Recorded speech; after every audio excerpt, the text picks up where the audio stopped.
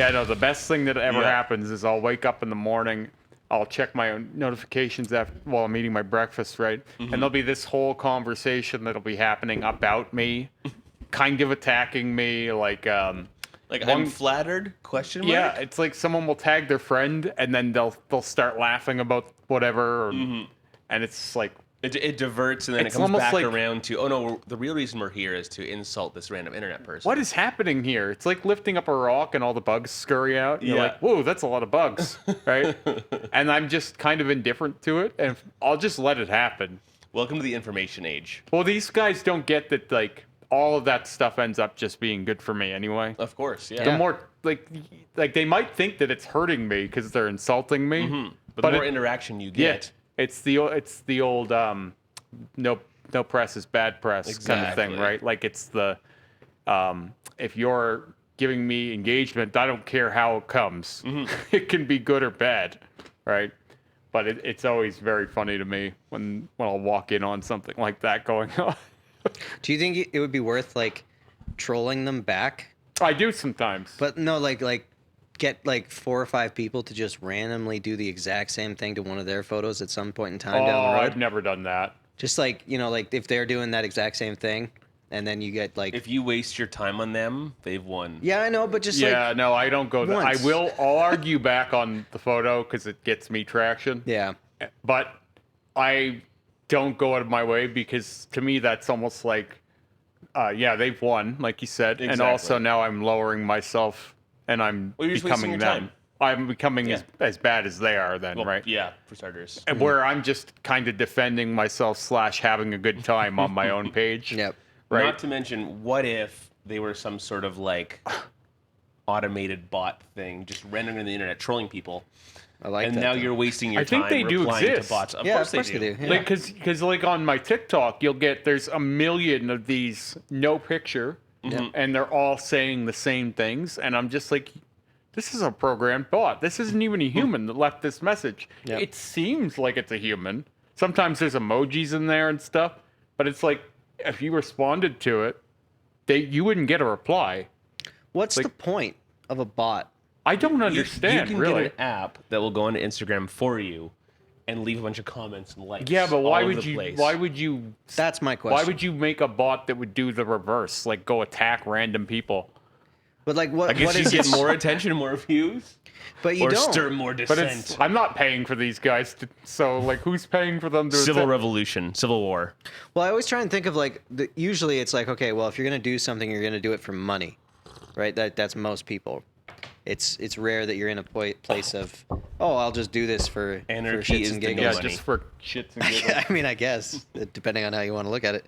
But yeah, I when I see those things of like, I can understand it for like the likes and comments thing. Like, oh, you're getting a bunch of these bots, and we can assign these bots to communicate with your page, so you get engagement and traction and blah blah blah. Because it used to be that you could just purchase viewers or followers or whatever. What the bots do is they go out and comment on other people's stuff. You can. So the bots interact on behalf of your page and comment on everybody else's stuff, and that creates viewership for you because people are reading your comments. Totally. And the more controversial. But what about the ones that send messages? There's all kinds of DMs? that. Yeah. Oh, that's not very useful. It doesn't No. make sense, but like, to get to your point of buying followers, Yeah. like in the influencer community, there's no greater sin Yeah, of course. than that. I mean, the other one is follow, unfollow. That's another one that people do where they'll follow you so that you'll feel inclined to follow them back. Yeah. And then they'll unfollow you later. Yeah. Like, and these both lead to the worst engagement you've ever seen. Oh, of course, yeah. Because whoever the hell follows you doesn't actually like your content. Another Yeah. bad one for that is giveaways. Like, Oh yeah. people Well, Lee do and Cole are giveaways. going through that right now. But yeah, here's what happens with giveaways. Once the giveaway is over, those people either go or they didn't care that much about your content, so they're not that Right. invested. Right. Like, I get why people do it, but it doesn't lead to a great return because those people end up being dead followers. Fair. Because they're just people who are copping free stuff. Yeah, yeah. Like, exactly. they're just looking for free stuff. People who got drawn in for one thing. They're going to not get that here for every the- free giveaway there is. I guess that's really the unique part about like social media and what you focus on, because like you're actually focused on having what I would consider a healthy following. Yeah. Oh yeah. Very deeply considered on that. Yeah. Whereas like if people get too worried about one aspect, like if you get too worried about the one followers thing, and then all of a sudden Instagram prioritizes not just the amount of followers you have. It's like, oh no, you actually have to be interacting with these people. You can have. I had a friend who had an account at 50,000, and he had something like if you do a report on his account, a hype that used to be. I don't know if it's still a thing. I don't really use it, but there's a program called Hype Auditor, and it rates all of your engagement versus your following count. And this guy had like 75% dead following. Yeah. That just never seen his posts. That's not even to count the 25% that do. They might not like what he's posting anyway. Wow. But like it had gotten that rotten that his following was like completely rotted. Like no one liked his stuff. So is that when you sell those followers? You sell that account? I think he should probably just sell it and call it a day, because Yeah, it's almost clearly. impossible to bring that back. Well, it depends what media, what content he was putting out to get to that point, right? If it was a fad thing, you could easily ramp up in a fad, and then when people lose interest in fidget spinners, well, sure, now they're not responding. Well, you got that. Like guys do this all the time. Like guys will make tattoo pages off of, and I know because I get posted on them. Yep. And sometimes they'll message me and sometimes they won't to ask, but they'll build pages off of the most trending tattoos in the world. They'll get it to a certain size, then they'll sell shout outs to people for $10 or whatever. All the time. Yeah. And then after that, if it gets big enough, they'll sell it to the highest bidder. Yeah, for And sure. what people don't get is, if you're not going to be posting those same images as that page was, like Well, same now style. your followers don't count for crap. Yeah, because they don't like that stuff. Yeah. You can't sell a tattoo page to a Barbie manufacturer, because all those guys are going to go, this isn't tattoos. I don't like Barbies. What is this? Yeah. Like, so you But have I to. do now. You can't feed a cat what you would feed a dog, is what I always say. So if you've raised a cat, you can't now decide it's a dog, right? Why don't you chew this bone? Why don't What's you wrong play with you? fetch, Yeah. you stupid cat? Yeah, there's all kinds of stuff that I've learned along the way. Like when I started doing pictures of me and Ivan on my page, it really bothered a lot of people. I Like, wouldn't doubt it. It's like, whoa, this isn't cool. This And I isn't was just like, tattoos. They decided it's off-brand for you. Yeah, and you're and- sitting here going, no, this is exactly my brand. this is I'm my human being. brand. This is my son. This is my son. Not only my brand, this is my son. There's nothing more my brand Yeah, than this is literally me, but like So, 2.0. but I knew right away there was an initial cost to invest in that, and now it's one of my hardest hitting things that I do. To say it's become like I'm one of the few that does it, and it's like mine. Yeah. I had the same thing when I started doing. It's been a year ago today since I did this one, the pencils. Oh yeah. So I was going to do it today. All right. So It's its When- anniversary. when I started doing these Should have bought you videos, flowers or something. when I started doing these, Yep. I took a huge hit. It was like 200, 300 followers losses a day. Oh, when these I would all do go in these. your nose. Oh, good. Yeah. Well, I I'm was just expecting them to be everywhere. I know. no. No. This is all nose. These are my nose pencils. Now I'm pretty sure I could fit 5, and that's what I thought today. I was like, I've always thought I could fit 5. I don't know why. I Four stopped sounds at way 4. safer. Now I'm gonna ask the question that everybody's gonna ask. Is that comfortable right now? It's not uncomfortable. It's not uncomfortable. So No. you too can. But like, I started doing this stuff, and it was a cost of hundreds of people anytime I did it. That's so weird. And then it turned. Like, then it started working for me because Yeah. people started going, hey, we like this stuff. Yeah. And then it started to trend. And then I started to get into a new stratosphere of people. It was like, suddenly now my lane is broader, right? If you just go black work, pencils through your nose, Yeah. it's like, oh, wait a minute, that's not okay. That's not black work. Yeah, That's not black work at all. You've been feeding us black You work. didn't lube up your audience at all, you know? Yeah, that went in dry. Yeah, exactly. That went in dry and crusty, and don't you dare do it again, right? Because what happens is you don't just piss people off that day, you've angered them. So the ones that didn't leave that time are like giving you one more chance or something. Like it's like, okay, I get it, you're trying to be funny. But then if you do it again, it's like, okay, I'm disgusted with this. Like I had one guy who's like, you do you, bro, but that's disgusting. Right? And it was like after the fifth. I don't know. Like the people with their disgust mechanism is very interesting to me. Because Sure. like I do not understand what would be so visceral about this. Well, I always thought it looked like this one in particular. Sure. Like I don't know if you ever played Sonic the Hedgehog, but there was a Yes, I have. there was a I haven't seen that in Sonic. so but the villain Robotnik, Yeah. like the big fat. Oh, yeah. Yeah. I always think it's like Body Mod Robotnik. Technically, Robotnik was body mod because Fair he enough. became a machine. He was, yeah, Yeah. he was part machine, yeah. Yeah. So, I mean, I get it, but I didn't care if I lost those people because part of what I was talking about earlier, we were talking about the purity and the strength of your following is if those people were going to leave over something like that, I don't really want them anyway. Yeah. So I've always been really good at, like, I posted the one of me sticking my finger through my nose. Yep. Like I did a flashback to that like in January because that was the first one. And I was like, I posted the story right after I did that video. And I was like, just so you know, if you don't like this video, you can go now because there's going to be more of them. I'm preparing you. And I'm I starting lost, a new thing. I would Watch say this. 450 people that day. Nice. And I didn't consider it a loss because I've clearly grown anyway. Yeah. Like it's just like breakage. Yeah. But not all breakage is bad because if those people were watching me and thinking, I hate this guy. Because I get that. Like, remember that bodysuit one, the naked one? Yeah. That one reached 77,000 on my home base. Wow. And so what it did was it brought out some of the people who don't normally see my posts. Yep. And some of them were hating on me. And I was like, why are you following me?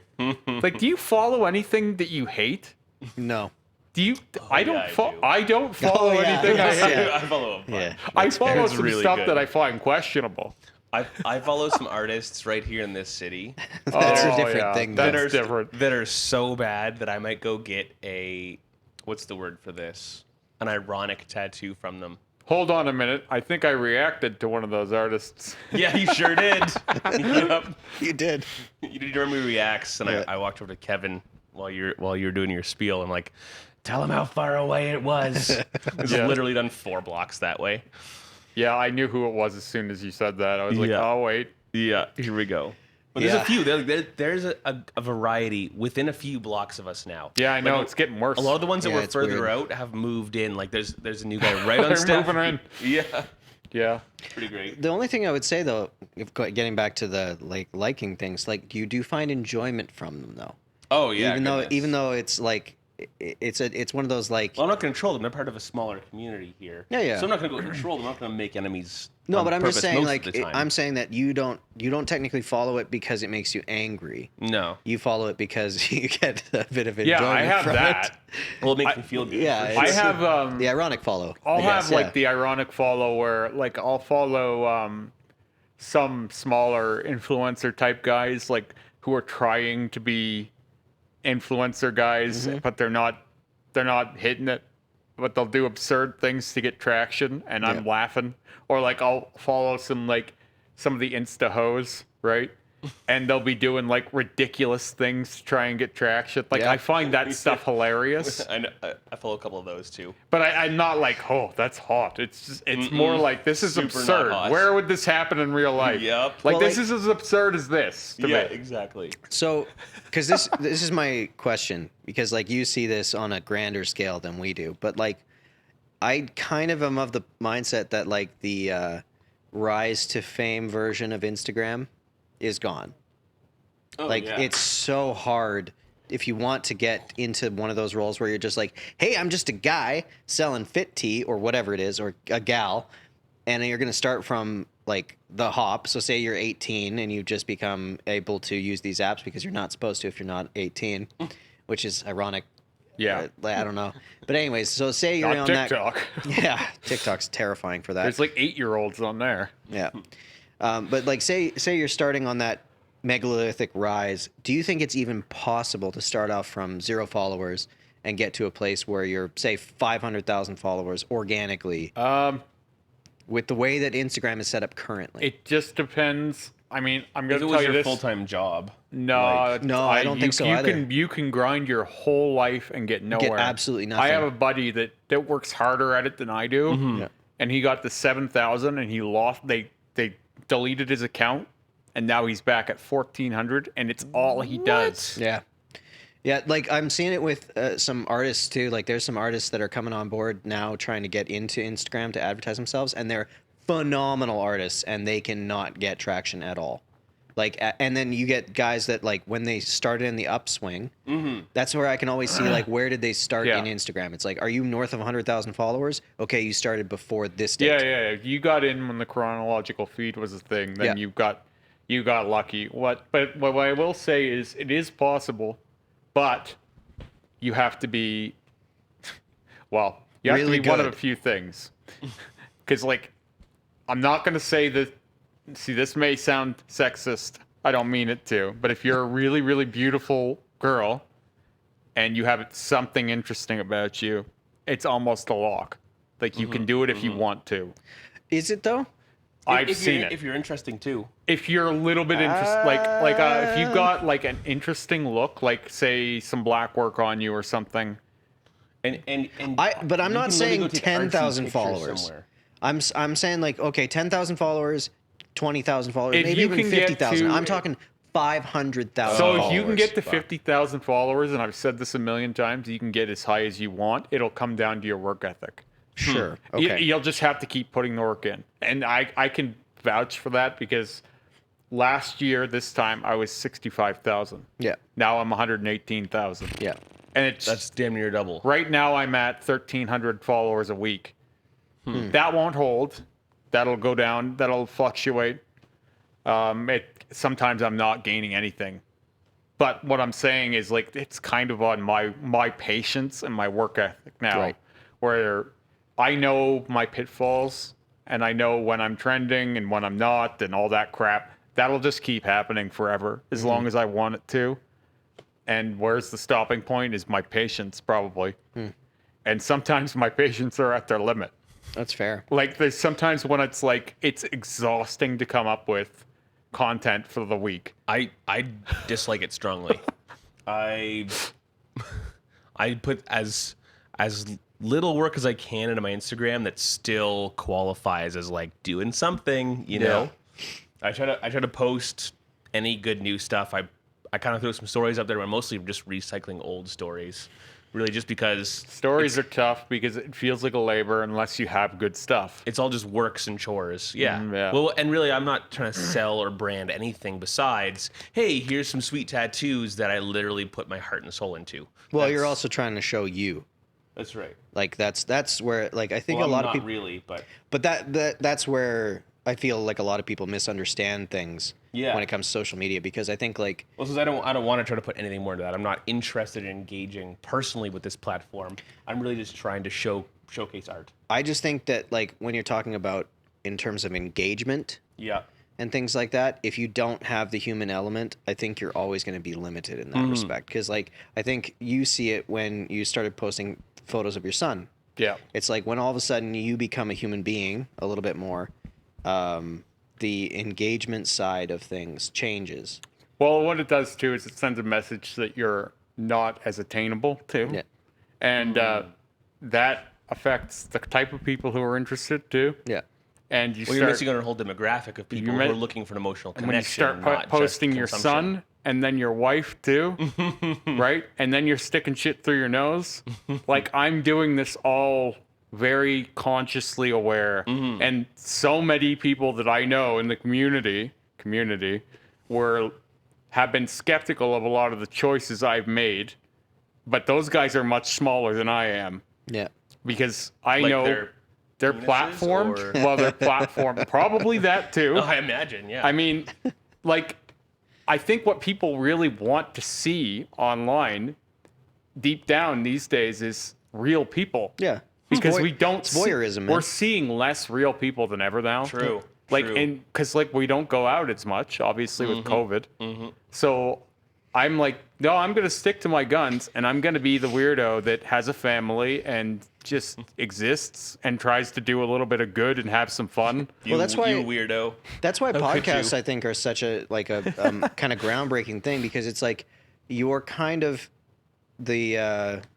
We've all had those conversations where it's like you're sitting there in a coffee shop and two people are having a conversation that's very interesting that you are not talking in. Oh yeah. You know what I mean? And it's like you're involved, but you're not actually communicating.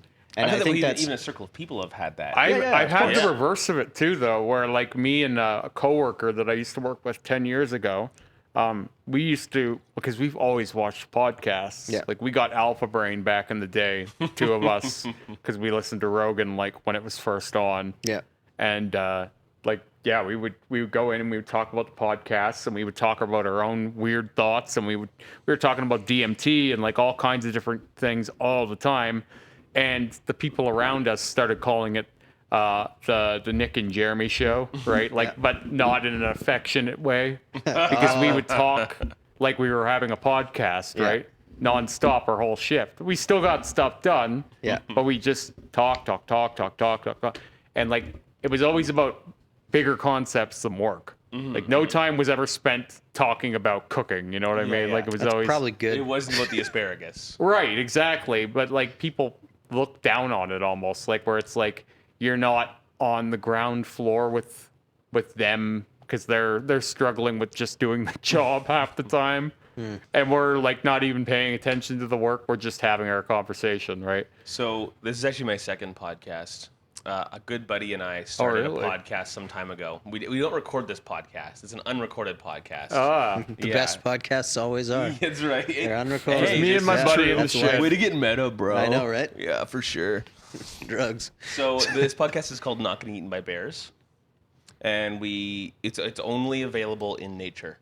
So when we're on a hike, we start our podcast and we discuss topics in a very formal voice like this, and we discuss our podcast topics quite loudly. And most of them are about not getting eaten by bears and checking in with each other to confirm that the other person Is indeed not gotten eaten by a bear. I like that. And if anyone else is practical, fortunate too. enough to be with us, we then kind of like introduce them in very formally as if it's like news at 5 now with guest artist.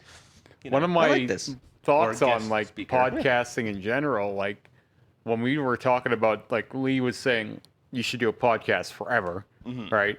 And then when it was like, okay, can we do a podcast? For me, the talking part of it was never really like a worry or consideration, because like I've always just had random conversations with just about everyone. Yeah. Like I'm always listening to podcasts and I've always got a million thoughts. So it's Yeah. like that part wasn't hard. I'm just a technical dummy. Like I don't know how to work anything. So I needed some help with that aspect. Luckily, I know technical things. Yeah. So when Kevin had offered, it was like, okay, we can do this. Yeah, now it's all very possible. Man, I think like there's, I understand why Rogan always says like you should start a podcast. You should start a podcast. Everyone should start a podcast. Because I think like there's some benefit to. And because it's enjoyable as balls. It really is. Even if no one watches this. Oh, yeah. Hey, we got up early to come have a sweet conversation, drink some coffee, chill out. Well, like, I don't think a lot of people just sit down and talk anymore. I think it's like, I don't know. Which makes me sad almost. It's like, even I think like, if people just were intentional about it, and this makes it intentional, right? Then you'd have the ability to kind of talk yourself through some ideas with some people, and I think it might actually help you work ahead. I think you'd be better at hearing things that bother you and not getting upset too. I've got a related experience to share. Sure. Just a comment by a girl. So I had this, this secondary partner. I just started seeing Rowan. I started seeing this other girl. Real cool, cute girl. We'd hang out like 2 or 3 times a week. And at one point, we're sitting on my couch drinking tea, maybe like eating ice cream or something chill. And she pipes up and she's like, "This is so cool. I've never dated anyone who just like sits and talks and just hangs out." Mm-hmm. She's used to someone always like trying to throw a movie on or some TV or whatever. Noise. Yeah. When I'd have her over, we just kind of sit there and shoot the shit and hang out. Yeah. And she was like, delighted. Like, what is this? I'm not used to this at all. Yeah. I've had that same effect with Yeah. women. Like, they'll always be like, wow, I've never talked to a guy this much. Exactly. Right? When you first start dating, it's like, most guys don't want to talk this much. I'm like, what do they, like, how do you have a relationship if you never talk? That's so... Well, they don't.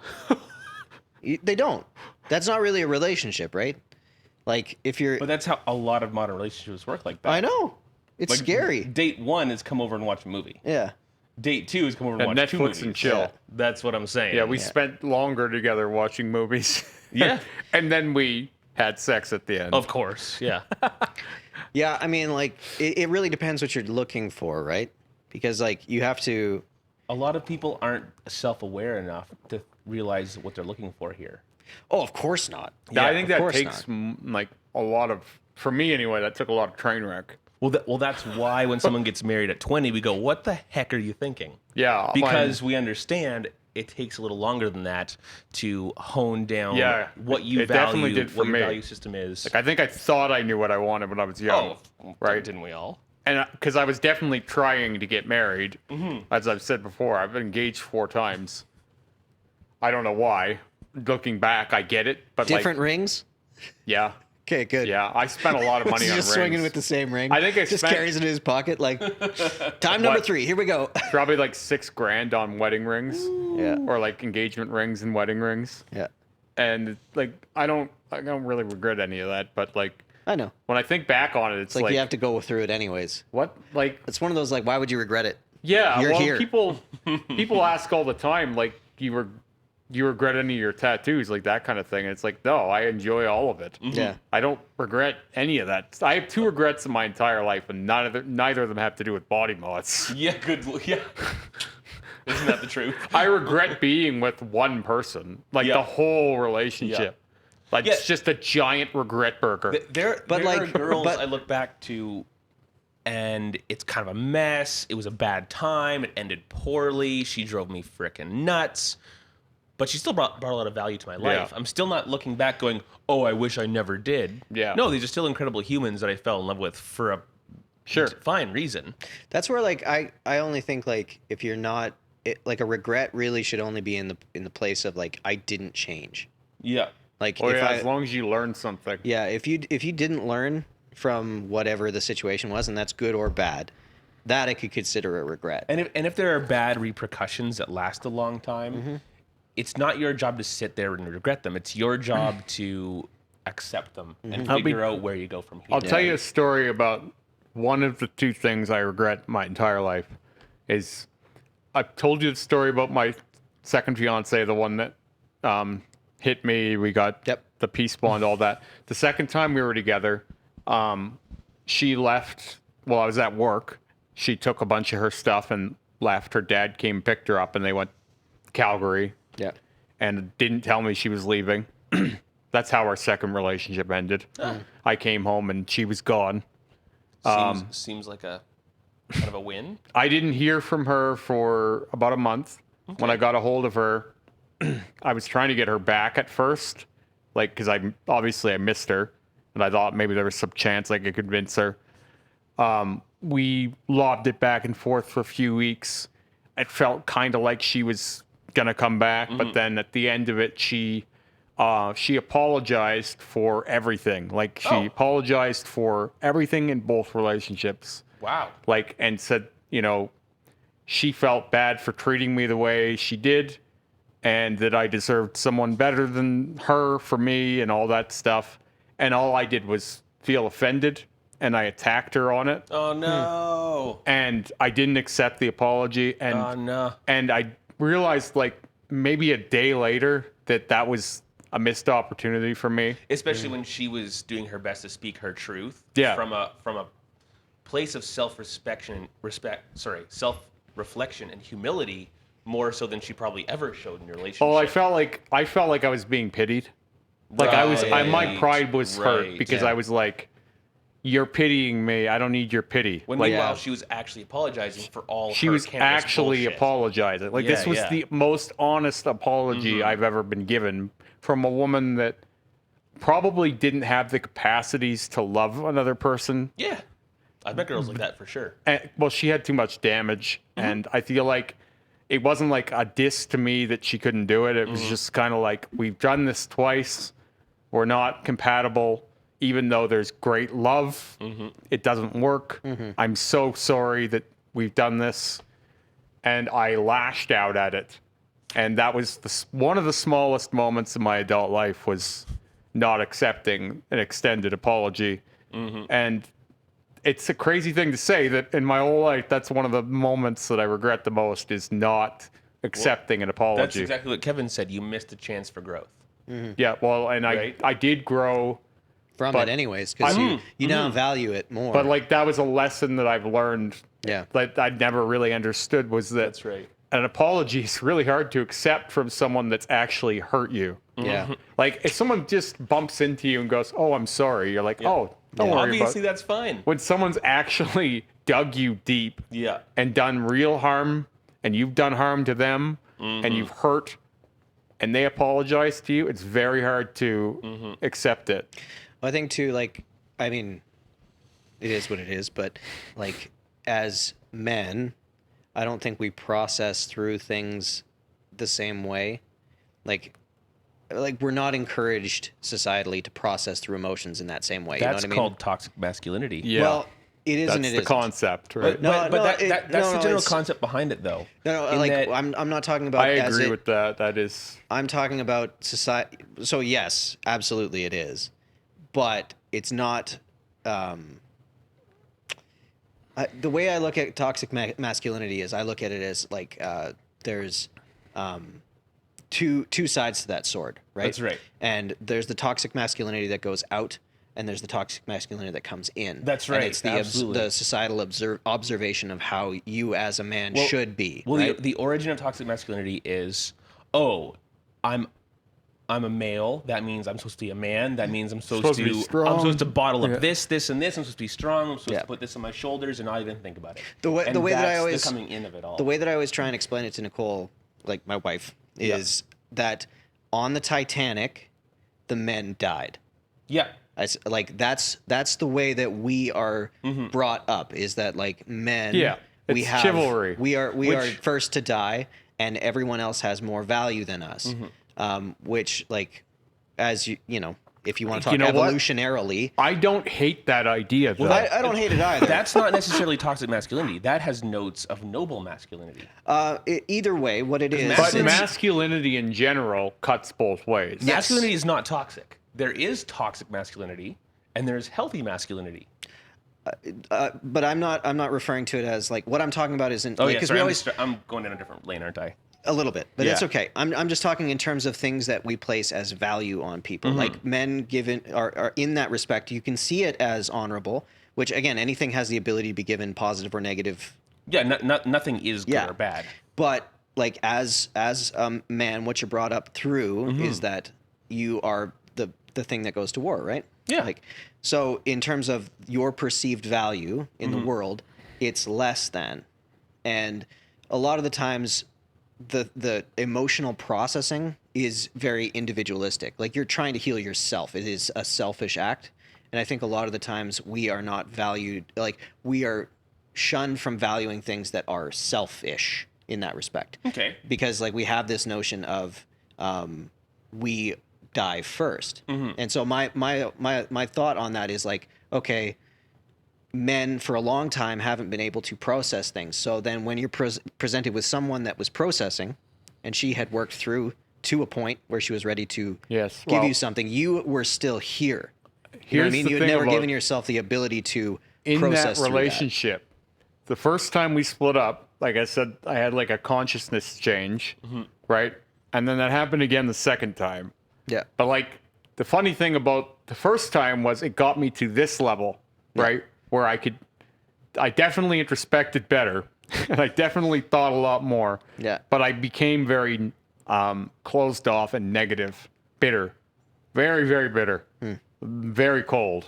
Like at the core. You might not even notice it out in public when you speak to me, right? Yeah, like but you could feel it. But inside, I was very, very close to any potential that I was wrong almost. Like I was very, very clear that I knew everything that I was going to know. And I was very arrogant about that. Like it was like, I've learned a lot. I've suffered a lot. I'm here.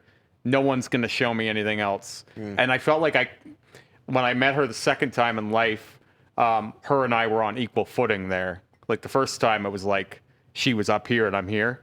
So now I've climbed up to here. Right. And I assume she's still here. Right. So when I start seeing her, she's come a little farther out of that. Now she's a little bit wiser than she was before too. Yeah. And she would talk to me like she was like, I've been where you are. It'll pass kind of thing. And I would always feel like, don't condescend to me. Like you know what I mean? Like I felt like she was talking down to me. So I was like, I was always like, in the last couple of years, I've come a long way, you know, right? And she was like, yeah, so have I. That's still not a healthy way to spin it, No, though. I know, but I almost felt like our relationship was, the second time was me trying to impress her with how much colder I was now. How much colder? Yes, because Wow. in our first relationship, How much you can't hurt me. she was Oh my quite goodness. cold and she did a lot of damage to me. Yeah. Look at how impenetrable I am. So the Wow. second time we got together, I think it was kind of like I was trying to impress her subconsciously with how much colder I was, but I No was way. annoyed with how much warmer she had become. Yeah. Huh. Yeah. 'Cause, You like, I was shelled like- more, whereas she was already shelled previous. Yeah, and now she's come out of that a bit, Yeah. and I was like looking at her with a little bit of scorn, like, "Hey, how you did Yeah, this to yeah. me? How come you're not still here with me? Now I'm here, and now you're Goodness. talking to me like what I'm doing is silly, Yeah. Yeah. but you did this to me." So it was almost like I had this bitter kind of. I didn't think all of this consciously, No, right? of course. Yeah. But like subconsciously, I think there was this storyline going on where I was almost trying to be the person she Yeah, was and impress her with that. Well, See- and nothing pisses off someone that's closed off than an emotionally available person. Yeah, and she had become a lot That's warmer just like nothing makes you and more idealistic, and her idealism was really annoying to me. angry. Yeah. Like we would Because you argue, see it as weakness. Right? yeah, it was weakness. Yeah. I was Those are like, the things that hurt you. how could you be previously. this? How could you be that stupid to think that? Because we had this one conversation about automation. Isn't it funny how the stupidest topics can like put a wedge in a relationship? Oh yeah. Like Oh my automation God. being like a classic example of a topic that will never truly affect Yeah. the two of you interpersonally. I just thought she was so naive because she had this opinion that, well, we can teach like dumber people to do anything. We just have to be patient with them. And I was like, they can't. You can't teach some people how to do some things. And we would get into this argument all the time about like what we were going to do with the low-hanging fruit when automation would happen, right? Like, what are we going to do? Those are those problems that you guys were in Really charge of. tackling. Well, no, but like, I know. so I know we those. would be hanging out and a little stoned, Yeah. right? And these would be the conversations we get into. But she would be really idealistic, and it outraged me. I was like, "Why would you think this? You wouldn't have thought this before." So the unproductives go to this factory, right? Where they are chained to a chair and educated. I don't know what in, the hell- And in this chair upon which they're chained, they are taught how to learn and how to become more inventive. Is that what's happening here? Well, I think Some sort of Clockwork Orange it was scenario like- is what you anyone beautiful can. mind, though. It was like this reverse egoism where it was like anyone can do anything if you show them, and Yeah. I'm like, that's not true. Certain people can't do certain A things. lot of tasks require constant adaptation and constant learning, and learning how to learn, learning how to adapt. But what she was see my place from where I'm coming from is like I'm being egotistical, like, oh, you could do it, but this guy can't. I'm like, that's not what I'm saying. Quite literally, yes. I'm saying I might not be able to either, but what I'm saying is not everybody has the same capacities. Mm-hmm. You can't make a monkey eat what a cat eats, kind of thing, right? Like Even these our are two different. Even if you take the intellect aspect out of it, our capacity for effort is different person to Sure. person, based on But- based on a variety of factors. Like I'm getting into the weeds on this topic, but yeah. like this is one stumbling block we would have where at one point I would have been on the other side of her, right? Like I would have been more optimistic than she would have been, and now we're arguing in reverse order. I'm cold and she's warm, and I'm like, what happened here? You betrayed me somehow. Yeah. Like, and, she made you her, and you made her you. Or at least no, because she was a little bit. She was where I was there, but she had come out of it. Right. And I felt annoyed. Yeah. And I'm like, now I'm the asshole, right? And it didn't feel great. But like, yeah, I get it. You were looking for someone to resonate with you. Yeah, I was looking for someone to enjoy the kind of cold chaos, and like I always joke that we should have a YouTube show where we critique things, and it would be called Jeremy and so are terrible people, right? Like I enjoyed being a bad guy with the Nihilism Hour, with right. So when she wasn't that anymore, podcast, right? It's now the Nihilism Hour. Sounds awesome. I felt like I was pining for the old version of that person. Yeah. Like I idealized that version, and that version was gone now. Well, so I would put this forward: you went after that person entirely out of nostalgia. Oh, for sure. Because you even adapted yourself to fit with the old version of her. Like you became colder because you remembered this version, and that's what you wanted. That wasn't so much to charm her, though. That was natural. I know. That was but it was out of necessity. Your personal development might have taken that turn regardless. Yeah. You never shell up because it feels good. No. You're shelling up out of a survival mechanism. It's like a turtle doesn't go in just because he needs to have a shell. It's like, oh, no, he does need to have a shell because he needs to survive, which is what you were doing. But either way, you were still wanting what was in the past. And then, so when she gave me that apology, it was like, don't invalidate all of this. Like this, it felt like I was being pitied for what all of this, right? And I wasn't okay with that apology. I would have rathered her attack me than apologize in that moment. I would have rather her say it was because I was shit or she didn't love me or something like that. Because that's how she would have. Yeah, I would have rather had the lash than the forgiveness and the apology of the whole. Because it was almost like she was apologizing for both of us because I wasn't big enough to. Can I ask a question? What would your life have been like if she gave you that? I don't think I would have learned as much. There you go. And I think that because that wasn't actually the end of things altogether. Because when I was with Sarah, about 6 months after we started dating, she contacted me again with this big, long message about how her life was and kind of leaving it open for me to respond. And I knew what that was. Like it was like this is a window back in. A baited trap, if you will. And so all I said was, we've talked enough for a lifetime, you know. We don't need to discuss it again. Like we've talked enough for a lifetime. Block. But no, I didn't block. But like, it wasn't like I felt like I finally did the right thing, like, or that I was finally strong enough to say goodbye. Well, you could, with kindness, say, actually, no, this is a bad idea. This is a bad idea, and we both know it. But I don't know if I would have had that resolve if I hadn't had that angry, I didn't accept the apology kind of thing.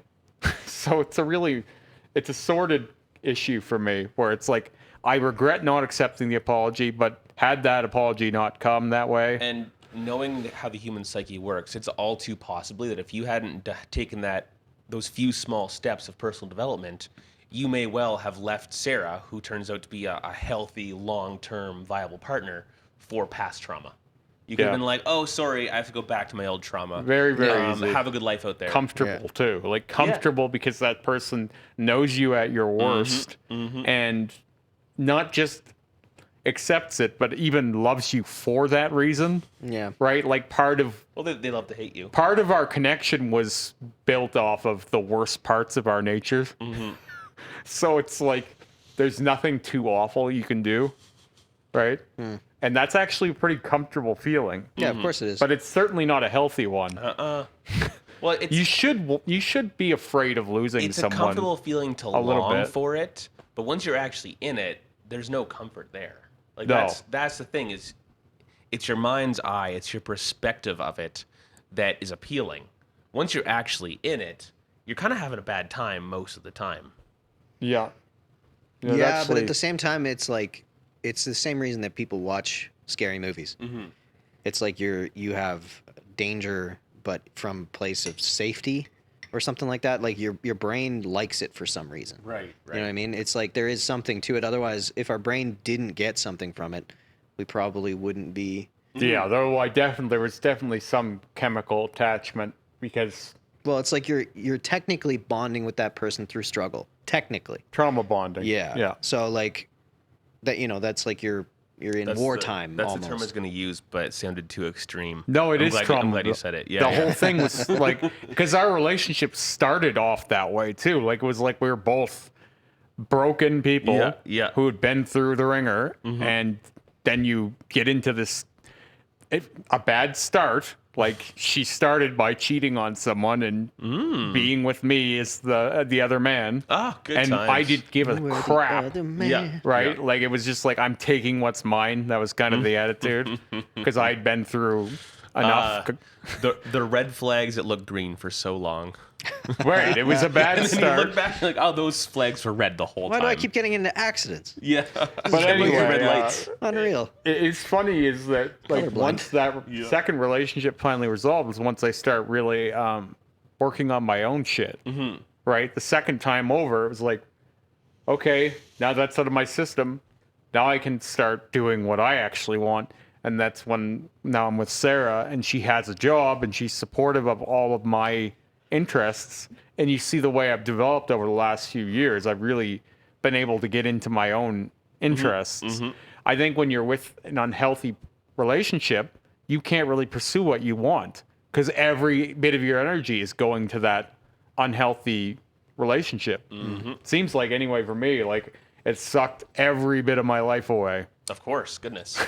The wrong partner can sap all of your happiness. Because like now me and Sarah, we spend all the time in the world together, but it's encouraging of our own interests. Like it's when you wake up in the morning, and not every morning, obviously. When you wake up in the morning and you feel like yourself, and you feel like you're becoming more yourself every day, that means that you have the right partner, or you've got a partner that at least is bringing out the best in you. When you wake up in the morning and you're like, I can't believe I treated my partner that way. I can't believe I behaved like that. Or I just don't feel like myself, that's a pretty clear indication that you've got the wrong person in your life. oh yeah, there was a lot of that. Yeah. There was a lot of I shouldn't have done that. She shouldn't have done that to me. Of course. And a lot of I feel bad about what I did, and I feel angry at what she did and the things she said, and every partner is going to do that to you, but what percentage of the time? yeah. Is it 1 day in 100, 1 day in 10, or is it an hourly thing? Well, and see, like my wife and I don't really argue much ever. Yeah. Like, and it sounds crazy because everyone will be like, "Yeah, right." Everyone argues, but like, I've got one of those. we bicker over little things sometimes, and then it's done. Like that's it. We don't really ever get into anything crazy, and that was actually the hardest thing for me to get used to. Because like, my mom asked me before we got married. She's like, "Are you sure about this one?" And I'm like, "Yeah, I am sure." And you know how I know I'm sure is, it's a little boring sometimes. And that's a good sign for me. Yeah. Yeah. Because life has never been that way. Like, it's always been insane. And that's not what you want. Sure isn't. So this is It's the right exciting. thing to do. Because Not a a good good thing. relationship should have boring days. Yep. Should Well, be, it's like life. That's called rest. yeah. And everyone needs a little bit of that. But it's hard to get used to at first. You know, you're used to wondering, hey, when I go home, is this person going to be there? The thrill, right? Yeah, right. The excitement. Ooh. But yeah, no, it's sometimes boring is good. Yeah, sure is. But Wow, we seem like we're in our 30s. I know, right? I was just Well, thinking we that, are. like, I was just thinking, this sounds like our age right now. Yeah, it sure But that's does. like, it's not like I have a few people that are like friends of mine that are younger, and every time that I see those situations happen, I'm just like, oh man, wow, I'm older. This is weird. Yeah. Like, this is weird. like I don't know. You don't see that stuff until you start being there. Like, I never thought that when I was 25. I never was like, oh man, I'm really 25 right now. Except for when you hang out with an 18-year-old and then you're like, oh, wow. What? Yeah, that's right. Was I that? And That now you have keeps 25-year-old happening. friends, and you're like, oh, they're 25, all right. Yeah. Seems to keep seriously. happening. Because I remember I was at Dave's 30th birthday party. Yeah. In like, I was like, wow, I'm 25, Dave's 30. Like, we're getting older. Yeah. And now it's like, no, now I'm, quite a bit older than that. And he's quite a bit older than that. Yeah. And it's like, where does that point end where you're like, wow, I'm this age? I mean, I guess it probably never does. Like, I guess we were talking about how you have a beard, right? And you can shave Yes. it off. Yep. And you age yourself down 10 years. Yeah. Right? I'm not wearing glasses today, and I feel like I look 10 years older without them. Really? Yeah. Oh, I don't think so. Well, I had the big bags. But, like, I've always had them. Yeah. But I think that's because I'm this age, right? But then I look back at old pictures, and I'm like, no, I had them then. Yeah, I know. Like, we see each other, we see ourselves at the age we are, and we're like, I'm getting pretty old. But then we wish to be the age we thought that at previously. So, like, what age do you feel? Like, and not situationally, God. just like, but if you were to be like, yeah, I'm blank.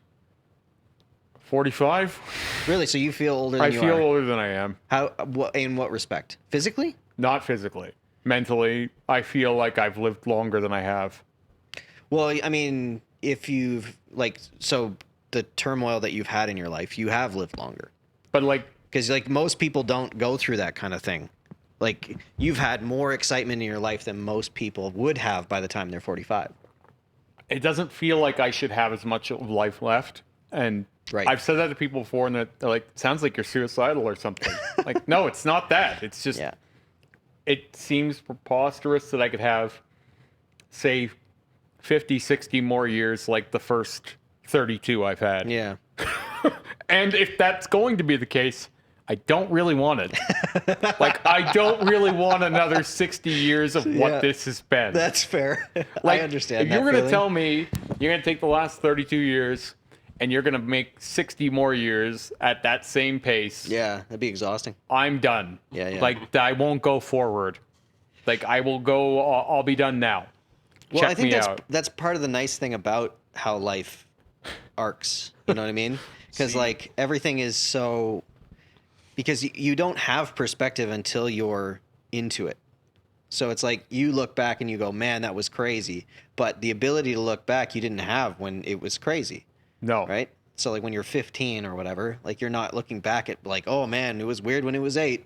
Yeah, like, I know, you don't right? have that. Like the retrospect kind of backwards looking lens, you can't see it. So at the same time, you can't see how everything kept going. Like, Yeah. there's something to like when you're a kid or like when you're younger and you look at situations and they seem so crazy and so much like there's nothing after this point. You know what I mean? And then like you've gotten to a place, we've all gotten to a place where we get to and we go, oh yeah, no, the days keep going. That's Yeah. weird. That's like this was really hard, but then tomorrow happens.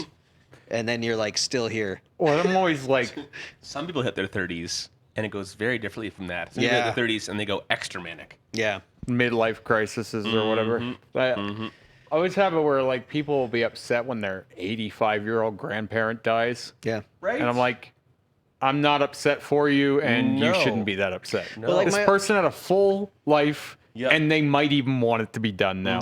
Well, like my Oma is 92, and she celebrated her 92nd birthday on Yeah. Sunday, and like she's not planning to live past this year. She's not planning to make it to 2022. So I also know people who've been saying that this is their last year. 100%. For like 8 years. They're now. hoping. She has been that way. She has been saying that since my Opa passed, Oh yeah. I'll which tell is you- like 9 years ago. There was a woman that I seen an article written about who was like 120 years old, Yeah. and she was cursing God for Yeah. not letting her die. Yeah, because God forgot about her. Well, because God took all of her kids before they took her. Yeah. Ooh, She was like, that's not all of my nice. children are dead. Yeah. Some of my grandchildren are dead. Yeah. Why am Of I natural here? causes. Why am I still here? For that's God's crazy. sake, let me go. But she's religious, so she can't kill herself. Yeah, yeah. No kidding. Because she won't make it to heaven. Imagine that. Yeah. Imagine that thing. So she was literally cursing God for letting her live this long. Our culture in general has a weird like this is back to trauma bonding, has a weird trauma relationship with death. Yeah. When really we should celebrate death. Yep. In a similar way we celebrate birth as a natural part of life. Well, like, I have a visceral reaction every time she says that she wants to die. Mm-hmm. I have a visceral reaction to it saying no. Like No, my gut reaction Your is like selfish no. reaction, like I want you to stay for me. it's okay to mourn the loss and grieve losing that person, but we should also celebrate their death. Yeah. But like for me, I'm just being honest, like whenever she says it, I get mad. Well, you love her. Yeah, and you I don't want her gone. And I don't want like because we're also culturally taught to dislike, to but fear. like I think death is the pull away ultimate from. negative, right? I think Yeah. even if we're taught not like to honor the death, like I think there'll be some pull at the heartstrings. But like you should go. But you had a good life. But we just like what I have stuck in my head is that death is bad, right? Which I think is fair, because it's the great unknown. We have no idea, and this is what I'm trying to drive at. Is like, but I am so indoctrinated with that deep down in a feeling state, because like for her, it's very different, and when I'm 92, I'll feel very differently about it. Please let me go. Yeah. Yeah, but like for me right now, I have this thing in me where it's like it might be, it's probably like anything. It's all how we view it. Yeah. Well, You know what I mean? culturally, we're taught that, watching one of your parents pass should be this traumatizing thing that not just changes you forever, but damages you forever. Yeah. And that's a supremely unhealthy way to see it, especially when we're all going to die. Can we accept that? We were born, therefore we will die. It's our one inescapable thing. Yeah. And that should be super As okay. I say, the only two things that are promised when you're born, you will suffer and you will die. Yeah, that's Okay? right. Like this is the only things we're promised. There's no assurance. you'll Any be other happy. thing can There's happen. Yeah. Well, even just like, It's not a surprise. That's right. but it is at the same time, because it's the only thing that you don't know. Even the suffering thing, like at least suffering you understand because you've experienced it. And like, I think a lot of people have a fear of different things that they have never experienced. But once you've seen them, it's like, oh, okay, it's not as scary or whatever it is. But that's the one thing, that's the one barrier you have to cross with absolutely no idea as to how it goes. That's one of the joys of psychedelics, though, is Yes. changing Go on. is changing people's viewpoints on such important topics like this that our culture has skewed so dramatically. Yeah. Right? It's great. Like, and even just now, a lot of things are coming out in terms of like the importance of, or the significance of different psychedelics through different religions throughout the years. And even like Catholicism was using psychedelics. Like Jesus was probably drinking wine that was spiked with stuff. You've heard the whole thought process of like all of the original, like Santa Claus, Jesus, all these things were just mushroom. Emery de Mascarius. Yeah. They were all just mushroom hallucinations. Fun fact, I just, as in yesterday, started reading The Doors of Perception by Aldous Huxley. Cool. And I bought A Brave New World. Cool. So we should all read The Doors of Perception. And then super bring these chats into the podcast. Okay. It'd be a We'll great have time. a book club. Yeah. Well, we come with a little book. Yeah. And on Book page bag. 94. Yeah. Hey, Kevin, our last podcast was really through the floor. Yeah, no one weird. watched. Yeah. No one We're watched now it. just talking with cameras. Yeah. We're having a book club with cameras. I mean, we're having a book club without the books currently. Yeah. So I like it. Yeah, somehow it was minus 13 views. YouTube's taking our views away. This is I weird. don't know what happened. hey, we should talk about I thought it God was less. interesting. No. But that, like, again, I will just advocate for, like, I know that there's a lot of people that'll be like, well, no, but everybody needs a little psychedelics. Oh, of course. Goodness. Everybody and their dog Except the needs people it. who are already too close to the edge. Some people are a little too close to the edge, man. So if you're talking about schizophrenic breaks, Yes. Sure. I've watched some people break. yes. I've been there firsthand when some of these occasions are when someone I know and trust and can use the substance as well just takes too large a dose and they're a little too close to the edge for it and they break. But I'm not advocating for that. And No, I don't goodness. think anybody is. And Unfortunately, start small. Dosage is the key. yeah. Because I mean, like, sure. it's like any unknown. Like, Yeah. toe in the water, man. Like, Yeah, figure it just out. approach with safety. Yeah. Not Just everyone is a cautiously. 5-gram person. Well, I mean, everyone is a 5-gram person. But Now we're canceled. yeah. But my thing is like the observation of just your life and life in general. I think so many people like I was thinking about this while I was scrolling through Netflix, just watching previews for different shows, and it's crazy to me how every show right now, especially the ones that are marketed for young adults, are all purely narcissism driven. Yeah. Like we're in the age of self-importance. Yeah. The selfie generation. Dude, right? it is crazy how it's like, and they'll even say, like whatever the main character is ends up saying crazy narcissistic things that now all of a sudden we're just like, yeah, that's normal. Like, But like, Do you have any examples? Not putting you in the spot. I'm just curious. no, it's okay. I was watching a trailer for a movie that's coming out, and maybe it's very different, but it's on a very sensitive topic, so I don't know how much I should be talking about it. But it's the newest Shia LaBeouf movie that's coming out, and so they lose a child, Okay. and it's centered around this woman that she has gone through this, like the baby was born and then dies, and it's Shia LaBeouf is the husband, and so it's this kind of story of loss. And I haven't seen the movie. All I've seen is the trailer. But the movie is very centered around only her. And her suffering. And she has no space for anyone else. Right, right. And in a glorified way. Well, that's the thing. Which is really strange to me. These are the type of movies. That is an emotion that happens in is. loss, Totally. right? But it's an emotion that happens and is perpetuated by this type of media. Because in a free-thinking world, in a free-thinking mind, mourning the loss of a child is absolutely okay, fully acceptable, nothing is good or bad. But in the nothing is good or bad realm, in accepting that we're all going to die, mourning your child to the point where your life is ruined is not a productive thing to do biologically or intellectually. It's a grief cycle. Yeah. That's right. So what ends up happening is you become upset about that at first, but then you start just being upset in general, and then it's just feeding into that. It's not even about the initial incident anymore. You're just attached to being miserable. Yep. You become comfortable that way. It has cash value because everyone pities you, right? Looks down or looks gives you sympathy. You know, people treat you differently, right? Yep. It becomes a whole lifestyle to be that way. I have a couple of clients, and they're a couple, and all of their tattoos are based around a 4-year-old they lost to leukemia. Yeah. Maybe 4 or 5 years ago now, I'd say. And again, no one can condemn anyone else's grief, but we can look at the culture and say maybe the culture is putting too much focus on telling people that trauma is expected from certain things. Well, but like to me, it was one of those like the thing that I saw in it was that everything was an impediment to her. Yeah. And her, like it's kind of like it comes back to the story of like my truth.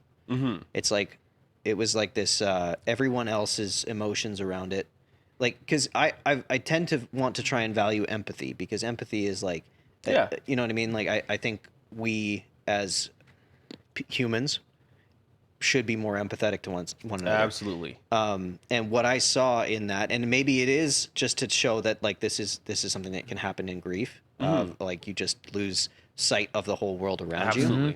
But it was this like, it was this weird thing of like you could see how she had, or the character was given no empathy for anyone else's experience of it. Which fair enough, but it was just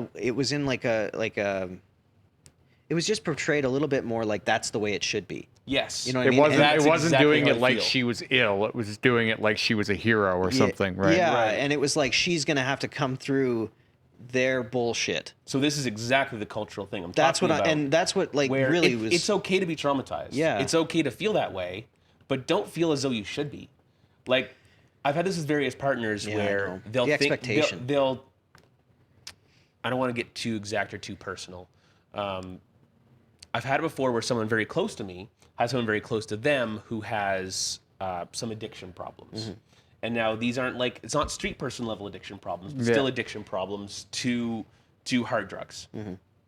And her processing mechanisms were kind of putting her into fight or flight mode. Yeah, of course. Just because that risk is there. Yeah. That this person may could perish from this, could ruin their life this way.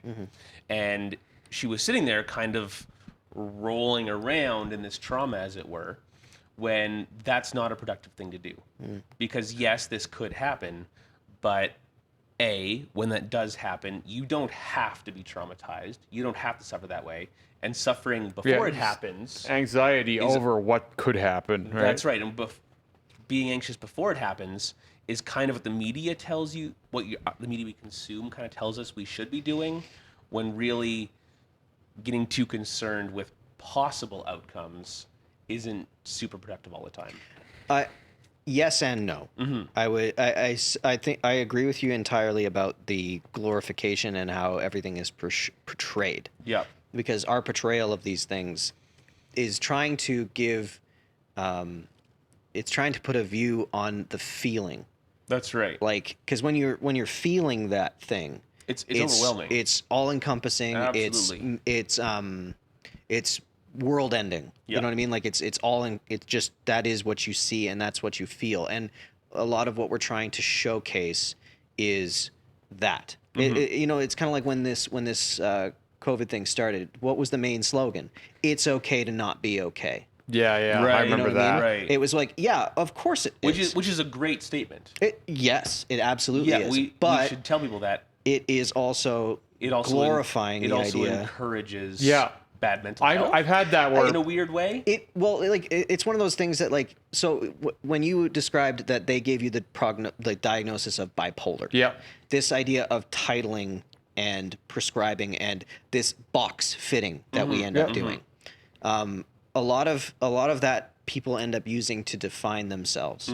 Well, like when I was depressed, it was like, oh, you suffer from depression. It's like, okay, so that's me. That's you now. Yeah. The more you buy it, the more you are it. Right. Yeah. So I give it no cash value in my life. If I'm bipolar or not, I'm not sure. I don't care. You're just you, and you're gonna do your best today. I know that I have spells where things are a little gray and weird, but I've come to get through that. That's right. One day at a time, man. You'll never even know when I'm feeling weird, right? Because I've moderated it for so long. Yeah. And because you call it weird, you don't look at it and panic going, I don't feel good today. What am I going to do? Well, it's funny to me because I can see How do I get it to stop? I can see it sometimes even in other people too, where like when I would be getting tattooed by Lee every Wednesday, there were some days when you could tell he was having that same weirdness.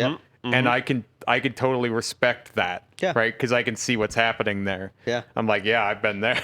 Dude. You wake up and you're in a gray kind of like blank existence. Nothing. You don't want anything. Yeah. You just need to get through that day. Yeah. And then the next day you'll feel better.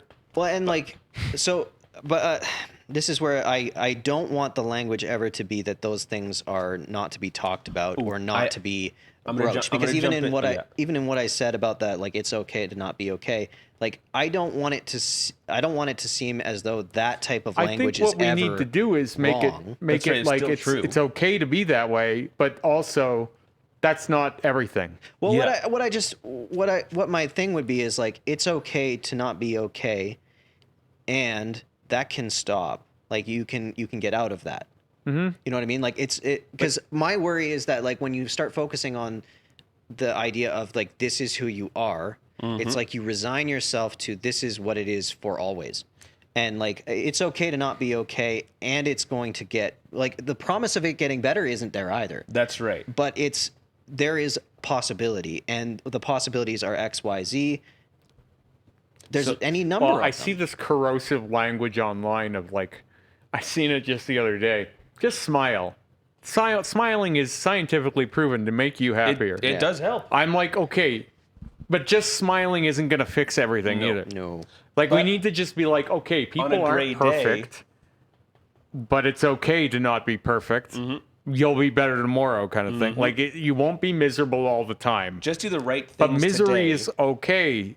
You don't have to be happy all the time. How else do you know when you're happy? Yeah. Yeah. How else do you know it's light outside if there's no night? So I'll throw my pitch in on the "it's okay to not be okay" statement, because that's a super true statement, and you know me as much as anybody else. I believe that, hey, mental health is super important. Yeah. Read some books, go to counseling if that's your thing. Learn what you need to learn to know yourself well enough to get through every day as best as you can. That's super important. But now imagine you're a 26-year-old in the middle of a pandemic who is striving for some source of meaning, some source of identity. Sure. You read that and you're having kind of a weird day because it's a Tuesday and you've been reading the latest BS from the States. Yeah. You've been alone for too long in your apartment working some crappy essential job. Yeah, Blah, you blah, haven't blah. high-fived someone in months. Oh, exactly. So suddenly you're online self-diagnosing yourself with all kinds of mental illness crap. Yeah. And that spirals you deeper into a hole. WebMD. And suddenly half of your identity, half of your cause for getting attention is now this mental health issue, and now it defines you. Yeah, like The you can go definition thing is online and weird. you'll be a narcissist, you're bipolar, you've got anxiety, you've got a multiple personality disorder, and that's just where you start. Yep. And that can be anyone. You can diagnose yourself for just about anything. Yeah. Like, have you ever dissociated? You need help. Right? Like, just immediately, it's like, holy crap, look at all the things that are wrong with me. Yeah. Or you could go, yeah, humans aren't that great. Like, we have a lot of problems. Yeah. Okay? Well, let's be but honest we also about can it. perceive our problems. Yeah. That's one of the craziest things The about bear us. out in the woods can't even tell you what's wrong with him. That's part of his bliss. Yeah, Baloo is never depressed. Yeah. No. He's just worried about his next meal. Yeah. That's right. And sleeping. That's it. Yeah. To be depressed, you literally need to put him in solitary confinement and starve him at the same time. But actually, Otherwise, at the same he won't time, be they depressed. hibernate. So that's exactly that. They solitarily confine and they go to sleep. They don't good eat for here. 6 months. Yeah, the best and worst parts of human nature are the same. Hibernation. Yeah, you just described hibernation exactly. Yeah, the best and worst parts of human nature are the same thing. Yeah. It's all awareness. So awareness makes us aware of our good and bad qualities, right? I think part of our big frustration too is that like we know a ton, and then we also know absolutely nothing. Yep. Yeah. Yep. Like because like one of the biggest things that, as I say any of these things, I'm hearing myself say them and going like, we have no idea, like we have no clue, and like we're just trying what we think we know at the time. Like everybody has tried. Like it's just like when we were looking at the electroshock therapy thing. Yeah. It's like they were trying something that they thought. Like, and they were, and all those people were like, yeah, It this occurs is it. to me that none of the three of us are mental health experts. No, and we weird. talk a lot about mental Well, we all have our own individual experiences with, which is all that we're talking out from it. But like, the thing that I get confused about is like, are we ever going to get to a place where we understand it? Because like, even just if you look at how our healthcare system is set up right now, right? So like the COVID thing, not once is it talking about like get yourself healthy, right? Because they can't do that. No, like You can't body shame people. No, not even that. Just in terms of the way that our healthcare system is structured, they're not allowed to make personal recommendations, right? Because they can't say that running is good for Yes. you. Yeah. They can't say that eating broccoli is good for you. Yeah, it's the same thing. Like Because with 1 in a million people is going to get some sort of weird problem from eating broccoli. Yeah, and like the only thing that they're allowed to do is to take what symptom is being presented and provide a fix for said symptom that is within their wheelhouse of things that they are legally authorized to say. Right. Right? Because it's like if you were to say like, hey, you should probably get into better shape, and then I throw my back out exercising. No, it's and my I fault. go, Doc, you told me this exercise thing was good for me. Now you got a lawsuit on your hands. Yeah. And My doctor told me to exercise and I broke my back. Yeah. I want some money. yeah, and they'll get it. they'll get it because that's what they're insured for. We have litigated ourselves into a tangled mess. Yes. Ugh. Yeah. But this is where Let's I kind of go back to classic totalitarianism. I mean, we're probably on our way. Forget the bureaucracy. Yeah. You know what? I'll bet you there's some argument that we might be happier. Like there is some argument. Oh, of course, yeah. Well, it depends what you mean by happier. Well, that's exactly it. Yeah.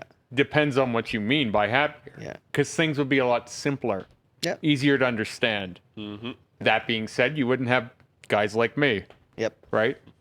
You would take me out back and shoot me. Mm-hmm. Because I would be a bad example for both of you. when we're invaded, you're dying first. Now, that being said, with less room for individuality, the group is probably better taken care of. True. Oh, yeah. When you eliminate outliers, you're better able to focus on the needs. I'm not advocating for this style of government. I mean, no, obviously. the problem is People have tried it. It's Just saying. It's considered what? War crimes? Yeah. War crimey? well, but like the problem is that it ends up not going that way. Like you have to have, and I think one of the reasons that we like this idea is because then it gives this idea of a God figure. You like which idea? So it's becoming more popularized now, this idea of Marxism in terms of like, you have the group being Well, this is what they're looked worried after about equally. with socialism, with Bernie Sanders. Oh, he's going to turn us into Venezuela and all this. Well, I think it gives you this like idea of a God figure, someone that can look after it all. Well, Big Daddy government. Safety, Big The Daddy. government yeah. is taking care of everything. Mummy and Yeah. Daddy government. You don't need Mummy and Daddy anymore. You have Mummy and Daddy government. Well, the even more just you rely on the government, the more Yeah. power they'll end up with. Yeah. Well, we're in that right now, right? Like we're probably going to look at a temporary shutdown again. And Well, it's I'm one of sure those. it's coming. It's one of those like As opposed to a Man, permanent shutdown. yeah. The shut permanently. Everybody power down. The things that we had put in place here We're all last camping Wednesday looked like a sarcastic joke. Oh my Yeah. goodness, it was so I funny. was like, that was tongue in cheek. Yeah. No singing and dancing. No alcohol after 10. And no house Yeah, we're parties. footloose now. Yeah, we're in the script of Footloose. Yeah. Kevin Bacon's gonna slide on in. Oh please! I hope hope Kevin so. Bacon slides on in. Did it feel tongue in cheek to you? Oh, dude. yeah. It was like, they're not going to take that as, hey, thanks. They're going to look at that like he was screwing with them. I was Yeah. surprised Hinshaw kept a straight face the whole time. It's like, oh my God, we're in for it now. And we're in this place of like, because even like most of what's been done for us in terms of the regulations that have been put in place are not orders, right? Like it's not our government telling us to do things. They're recommendations enforceable by fines. So that in itself is like a weird semantical juggling of, oh, we're going to control you, but we're not actually doing it. Well, you and guys are deciding to it's do also it on, by penalty like, of fines. When you have a police officer going, I'm not going to give a fine for that. Yeah. And a lot of them have said stuff like that. Like I've met them at work where they're like, we're not fining people for this stuff. You know how Yeah. busy we are? Yeah. We got guys stabbing each other in the streets. Yeah. You want me to fine this guy for not wearing a mask? Yeah. Like, how many police do you think we have? Well, but that's again, they think that there's this magic thing that is the government or the whatever. Like we all really don't want it to just be people. Like there has to be some sort of like bigger thing that is better than just people. Because if you start looking at all these things it's as a like, social Government's conscience. people and money. yeah, like if you 'Cause, start like- looking at Trump as though he's just some dude, that's weird. That's why all these people love him, because he's presented as this like superpower guy. Yeah. Well, people No, talk he's about just him some like guy. He's they just would a have guy. no idea what to do with him if he just walked in here. I actually think I could quite comfortably have a conversation with that guy. Trump? Yeah. Oh yeah, he would be a very easy guy to hang out with. Yeah, exactly. But like people always want to talk about politicians like they're out of our reach. Like Yeah. we couldn't understand their thought process or something. Deification. It's like, no, I know exactly what I would say. Yeah. Yeah. And it's like, no, you say that you'd be starstruck in the moment or something. No. Like these people, I've known enough people who I thought were great. Yeah. And then you see that they're actually not at all. Yeah. And often worse than you. I worked very close with a sociopath who had some similar streaks to Trump, and I Really? like, as in, he would have been to this day the best reference on my resume. Like we worked very close. He was the service manager, I was service foreman, so we ran the same crew of guys, same crew of jobs. We worked very closely in a lot of things, and he was like he's a bit off, but he he helped me lie at the right times a few times. He helped me do some stuff that went very much against how I would have conducted business prior to knowing him. He guided you to be more unscrupulous. Well, with a certain set of scruples at the same time. Yeah, individual scruples, like the things that will benefit you only. No, the whole company. Oh, yeah, we made money. Yeah. Like we did some good things business wise that I wouldn't have done the same otherwise. And he made a lot of weird choices. He had a lot of weird personality quirks. And in the end, turns out he had a 30-year sexual assault history and was into all kinds of crap. Yep. So I feel like him and Trump have a lot in common, actually. And him and I actually got along quite well. We communicated very effectively between each other. None of the other guys could deal with him very well. But at the end of the week, him and I had sit down. We had figure out what happened this week and make a plan for next week. No problem. We talked solutions. We didn't talk problems. And we carried on just fine. But that was my closest relationship with I'd say, true sociopath. And we had no problem. We go for beers, we shoot the shit, and I think I could communicate with Trump on a very similar level. Yeah, it's weird when you start seeing. Though I dislike him strongly. Well, you dislike the idea of him. You don't know if you would like him personally. That's right. I dislike some of the attitudes that he projects. Yeah, I just find it very strange that like we set up systems for exactly that type of person to benefit the most from. And since they have this, because the way that Trump projects himself, the way that all of the politicians project themselves as though they are the solution box, that type of thing we're drawn to very well. Like, you want the guy who seems like he has all the answers. Yeah. Right? And which is why we love You're not Siri. going to vote for the guy who's like, well, I honestly don't know what I'm going to do, but I got some people who might help me. It's like, all right, get this guy off the stage. Where's that cane? Drag him off. Get someone on there with a clue. Doesn't matter if he actually knows. Yeah. You want to see the certainty. Well, the funny thing was, like, with the way they presented Biden, it was like they understood that he didn't present that way. So it was like, he's going to have the best people around him. Just settle for Biden. Don't worry. Did you see that campaign? Yeah. Settle for Biden. Yeah. Well, they were saying that Biden just had to make it to the election. If he can physically make it. Just physically, just hang in there until then. Have him on strings. Yeah. And just bring him on. Hey, guys. Well, and he's that's technically alive. Yep. That's where with this one especially, they spread that out. That deification. It was no longer like, well, we're not really voting for him. We're voting for the people controlling him. Democrats. Because they know that his voter base are sick of having a megalomaniac speak as though he's the one. Yeah, but they love it. They love it in everyone else. I'm telling you right now. But people are sick of it now.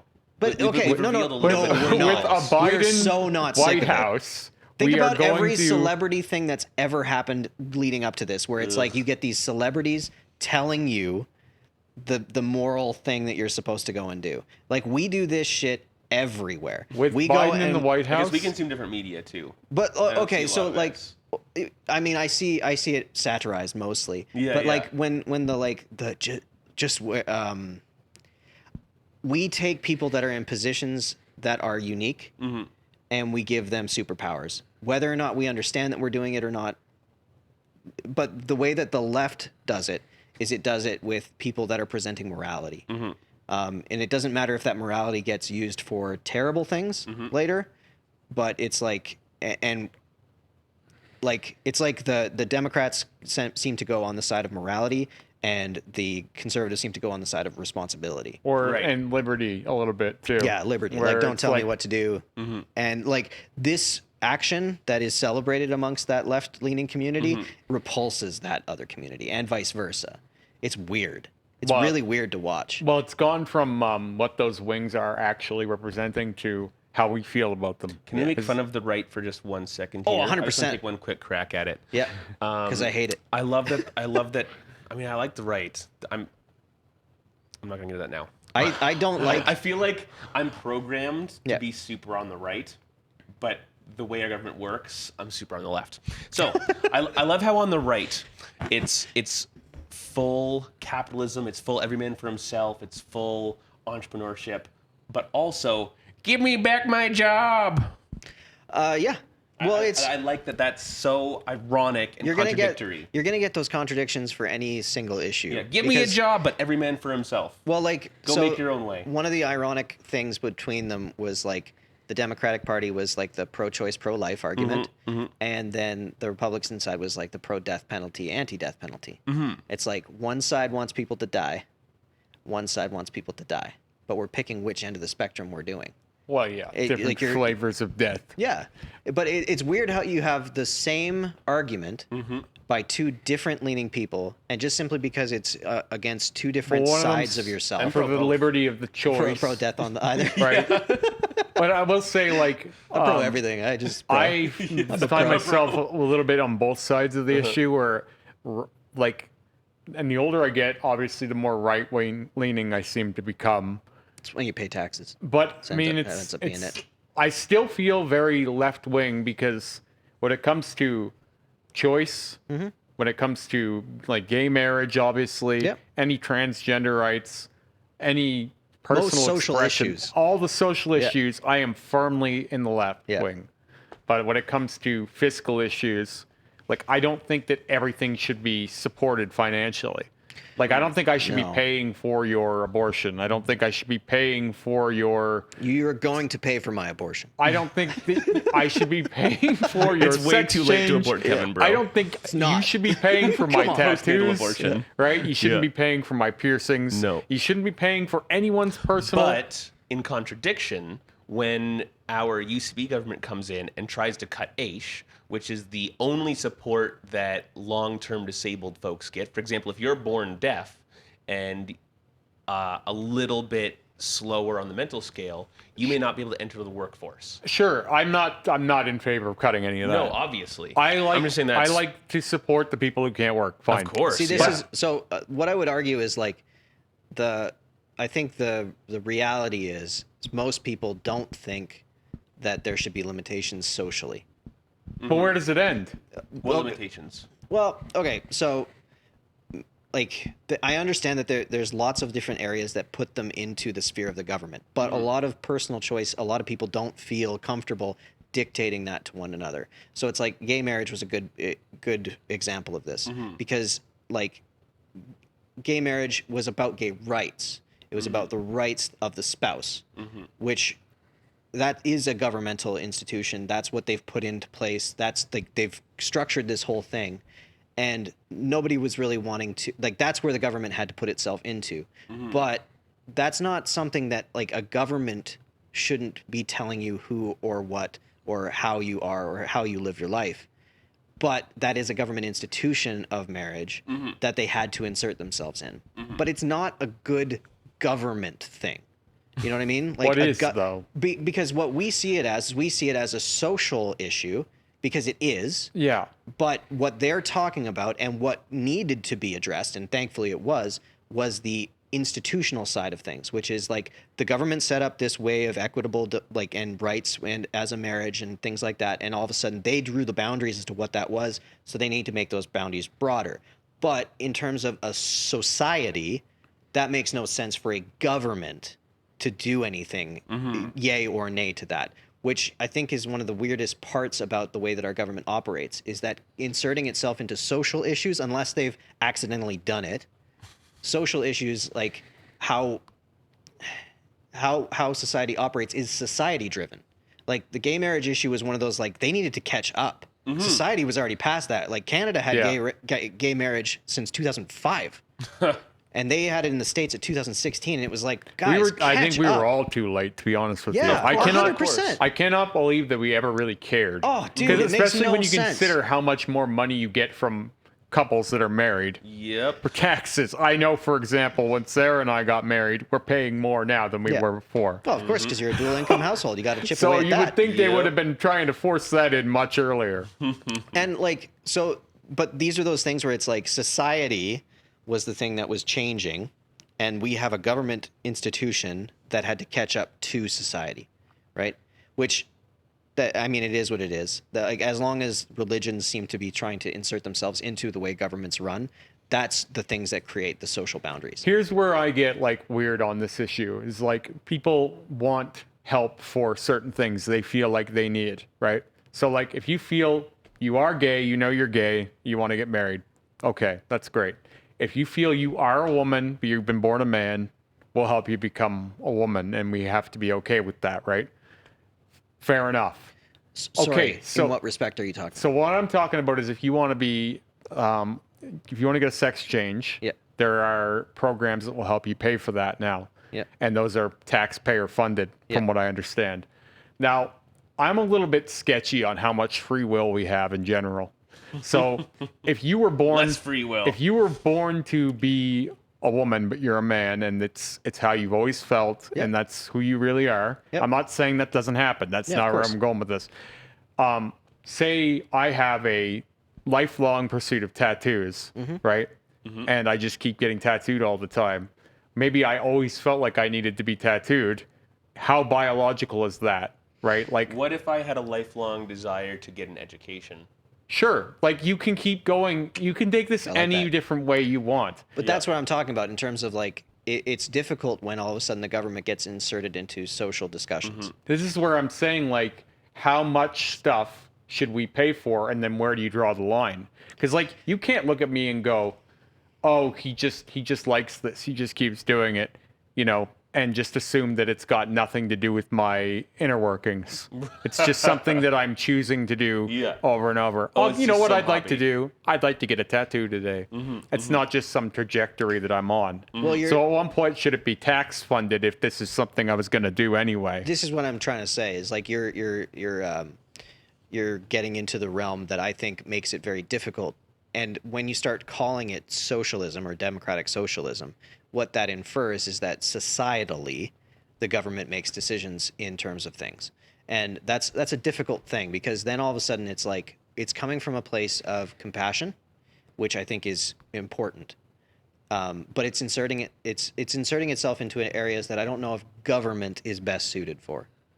Because It's not. government as a whole, like bureaucracy, no one would ever say that's efficient and well done. And like those are things that like I think when the idea of government was put into place, I don't think it was that we want to control the aspects of people's social lives. You're sending off a libertarian there. I think if you talk about As government life in terms goes of on, I feel more and more libertarian myself. I enjoy libertarian values. I think there's too many of us. I think it would immediately be a human rights issue. Yeah, but like you so- can do whatever you want, but you have to pay for it. Yeah. That's yeah. where I'm coming from. Like, if I want to get tattooed all the time, go mad. But you're paying for it. Yeah. If you want to get a sex change, you should pay for that yourself. So then this is where like you're talking about also something that You want a is- drug problem, addiction, whatever, you can handle it. Well, all of that, and all of it should be legal and accessible at exactly. a reasonable All of it amount. is legal and accessible, but you But- have to pay for it. But what I'm saying is that in terms of the way that our governments are structured right now, or the way that they're ending up leaning, is more from a place of it's not that you should earn it, it's that you're deserved. Yeah, Right? it's a society just owes you. But we Yeah. just, A how do we UBI or decide something. what counts? Well, that's the thing. It's government is now getting more and more room to decide what counts, right? And Sure is. it's not that could be good and that could be negative. Just broadly speaking, anytime that does happen, it doesn't usually turn out great initially. There's So- a broad wave of what happens that is kind of like the wake of the good thing that they were trying to do. And I think that we're going to keep seeing those as we insert ourselves more into like government, into social issues. It's going to create problems that we didn't But think about. here's my thing. Okay, this is a great one. I really think. So cigarettes. How many people are addicted to cigarettes? And we look down on 20% or something? a lot of people look down on people who still smoke, right? How come we can't socially provide cigarettes for people who are addicted and can't quit? But we can provide services to people who are addicted to much worse things and facilitate them. And we even have to treat them with more respect in a way. Well, it's because socially we have a problem with death. Like, it's bizarre what we choose. It's like I had a real problem with this essential workers. Like, you are not essential. You don't have to work. Yeah. But this guy, he's essential. Why? He's selling guitars and he can be open. But like this guy who's cooking for a living isn't essential. Or At like the same time, tattoos though, aren't we're- essential. We're close though, because ink therapy is a thing now. But this is what I'm saying. Like, So which we're is close. which is laughable. Like who? No, but it come isn't on, though. man. I'm not Who disclaiming ink decides therapy. what's essential? I'm just claiming how essential it is. I agree. But who decides? Like, This is the problem. essential We have government workers. daddy, right? Yeah. We have government daddy, and this is like, again, maybe it's also because like we're getting older and we're looking at the fact that these people in power are just people. Because a lot of the social movements seem to happen from people that are younger, and they're just looking at it as the thing is bad. Someone needs to fix the thing. Totally. But if it was, say, you take that exact same statement and you go, okay, the thing is bad, you fix it. And you tell that to that person, that 22-year-old that just got out of university that's like, this is wrong. We need to do something about this. And you say, yeah, it's your responsibility. Go for it. They don't have this idea yet that the rest of the world is just them as well. Right. Right? Exactly. Like there's this this like unique thing This about is- them. And somebody else has got that. That's it's right. like that's when right. me and Dave talk about, and he's always, we need to overthrow the whole system and start fresh. Yeah, he's hilarious to talk But about all these okay, things. so we why, should get him on here and who's talk about to say this. we won't just end up in the same position again, but a different guy's got the big club now? Well, Of course. historically speaking, that's exactly what like we're happened. just gonna keep doing the same thing, Yeah. because that's human nature. Yeah, and as long as we don't allow that to be understood, I think that's a problem. Sometimes changes for the better, but rarely on purpose. Well, I mean, yeah. you A need lo- a lot to of you need to change put intent- checks in intent to be place. good is just negative. Yeah. it But like really ends once up you happening get that way. into a position of power, who's to say you won't go, you know what, a little more power might be nice, right? Of course. Well, we all like stability, and more power would mean more stability. Yeah. So it sounds to me like today we're forming a new government party Sweet. that has, you know, a wide range of conservative values, but also cares about the environment and cares about looking after those in our society who are least taken care of. Can I posit this? Yeah, of course. Societally speaking, I think we should care about the environment. I don't think the government should do it. I think our government's plans have been insane when it comes to the way that our environment is looked after. Yeah. Like Well, it's recycling just- in general. there's just what not a hap- lot of the profit in little- it. Alberta is starting a plastics recycling facility. But what I'm saying is, socially, they were like, we need to do something about these plastic bottles. Yeah. Government's like, yeah, we're going to recycle it. That means sell it to China so they can Yep. burn it. Yep. Yeah. Like, Or no, put it in the ocean. oh, put it in the ocean, because just whatever. the The original government concept wants was profit. actual recycling. No, I know. But then the quantity exceeded their capacity like Very that. easy. like easily. there's not much profit motive in worrying about the environment. This is Well, but why that's we're why not social- doing much about it. Social issues almost are never profit driven. Exactly. That's But why if- they're called not for profits. But if the government Yeah. doesn't put those regulations in place, then these corporations will absolutely dump their crap in the river. Every time. Yes, but what I'm saying is, as we move into a place where information is more accessible, you can get to a place where you start understanding that these things happen and making your investment, because that's all they care about, is they care about where you're putting your money. You choose where your dollar goes, right? Which, like, People are still selfish enough to invest in that refinery dumping crap in the river. of Because it will course. make them more money. But what I'm saying is maybe that is the thing that has to like evolve naturally. Like maybe it is society that needs to eventually make its way towards there, because You like can also wreck our country 100% in that window. and that's our that is, but that's possible either way. Because You know, like, though, like- the recycling thing wouldn't have changed unless we found out about it. You're right? asking That's a right, lot absolutely. of society. So it's like Absolutely. we decided to go a certain way. We did it kind of weak-handedly, Like and it still went back. the amount of people that I know, like around me in daily life, that barely have time. They think they barely have time to just make it through a day. And we're busier than ever on our phones. We're not gonna take on That's more. the thing. We're taking All- on less and less all the time. All We're I'm not saying gonna is- do it as a society because we're too lazy and distracted to care about anything outside of our own sphere. That we're consuming enough stuff. Like you were talking about earlier, every movie that's being made is from a I All right, it's all about me. Narcissism. It's all about my feelings. The How do selfie I generation. feel? What's How going on is the today? selfie generation going to save the world? If anything, we're going to make it worse. Yeah. So it does, as bad as the government is at doing this, the government does need to do it because we're not going to do it. Us three, we can talk about it. Yeah, I like to think about this more like a hippie. You know what I mean? I feel like as I get older, I get more hippie-y in my old age, where it's just like, man, we should just do it. Let's because even Yeah, just but here we are. We're already not doing it. in what respect? We're already driving around vehicles Yeah, that used a we bunch both of drove here today. Yeah, that use a bunch of pollution. We're already burning rubber tires. We're already using cell phones that were made by slaves in the third world, polluting that land. Like, we're already not doing it. Well, of course, because nothing around us is How can able we to do that. yet. though? Like, Like, it's there's so very small- inaccessible. I guess what I'm saying is, if you take government environmental regulation away, we're gonna slip down that slope so fast. All that the And- government regulation did was move it. It moved the issue. It moved it to places that, like, globally, we just don't care about in the same respect. Because it moved it to China, it moved it to different areas. But we still have industry here, and those industry are subject to regulations. Yes. They're not allowed to dump their tailings on the farmer's field anymore. They used to do that all the time. I'm just saying that, like, it right now, until we start approaching it differently, all that it's done is it's pushed it out of view, Well, which, I in my don't opinion, see- pushes it further away. I don't from see the a issue. trajectory from a human level where we're going to be. No. I just don't see it. Well, I think, I hope for it, if anything, we're getting worse. but we cannot bank on it. Yeah.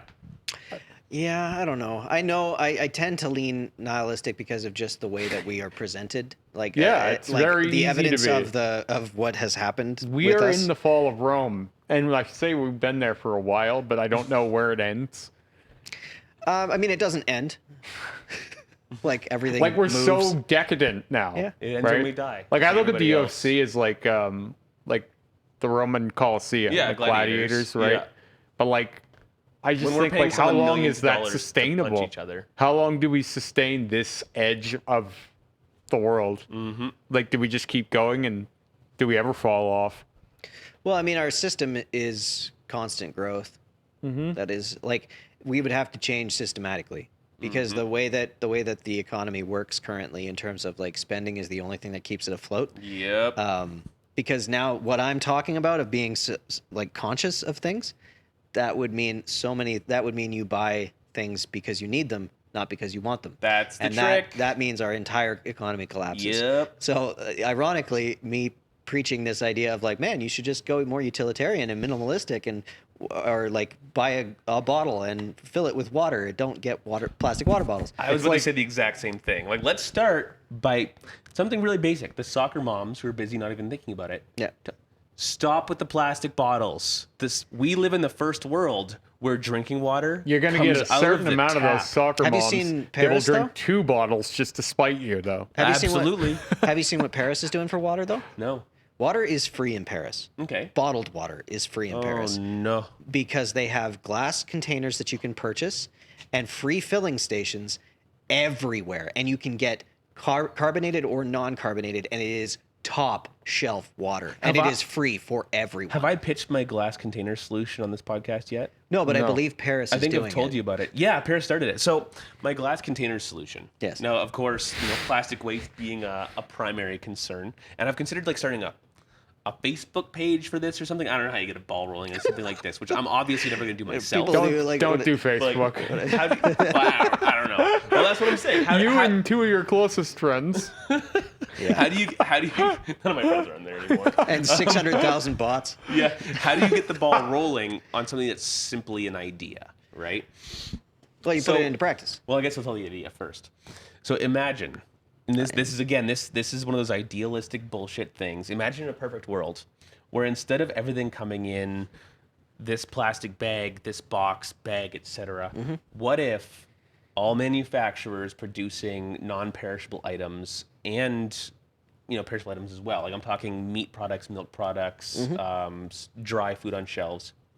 What if we had, let's say, a dozen or 10 or 8 typical sizes of jar, ranging from like short and flat tall and slim to up to a 4-liter glass container, and they were just all standard sizes and all recyclable, and other shapes of container were still permitted on the shelf, but any conscientious consumer that could afford it would absolutely pay the deposit for the glass container and purchase the producers who were conscientiously using these standard size glass containers. And then when they would get recycled, we'd, put them out in a plastic crate on the sidewalk, whatever. It would be an easy pickup system. Now we're going to have all these crates. Like the old milk bottle system.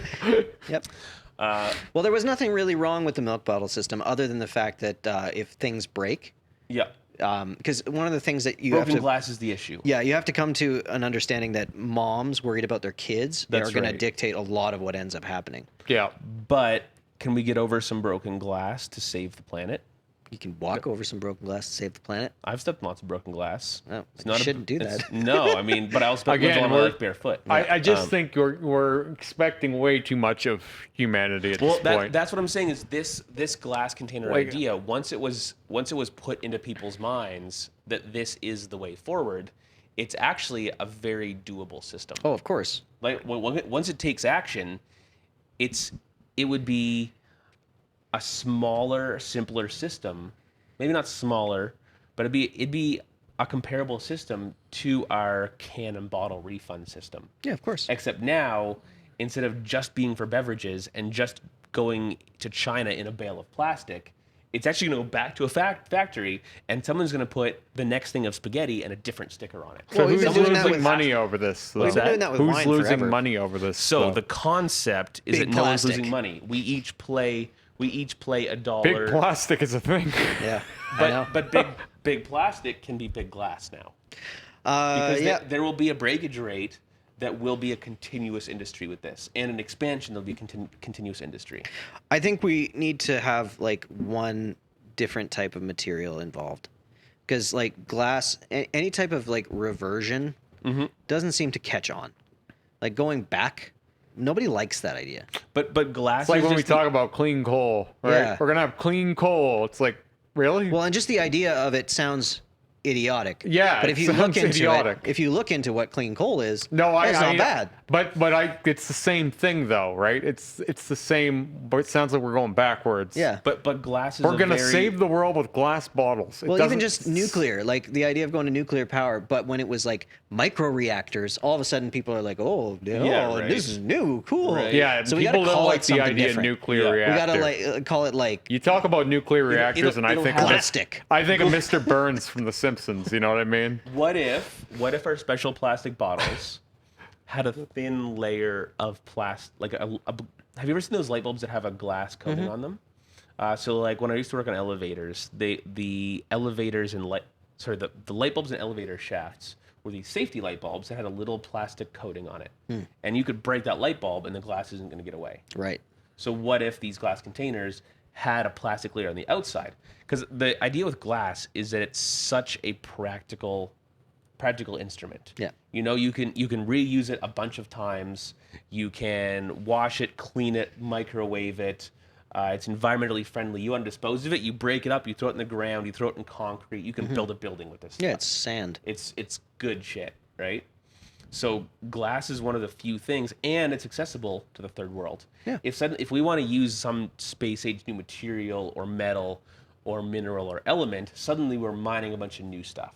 Glass, it's accessible, it's everywhere. We can do it. Yeah. But again, I'm just saying, if you're looking at how people are mentally, like we want iPhones, we don't want to Yeah. go back to a brick phone, That's- even Yeah, if the this brick is phone where is I'm better at for us. too. We're not gonna.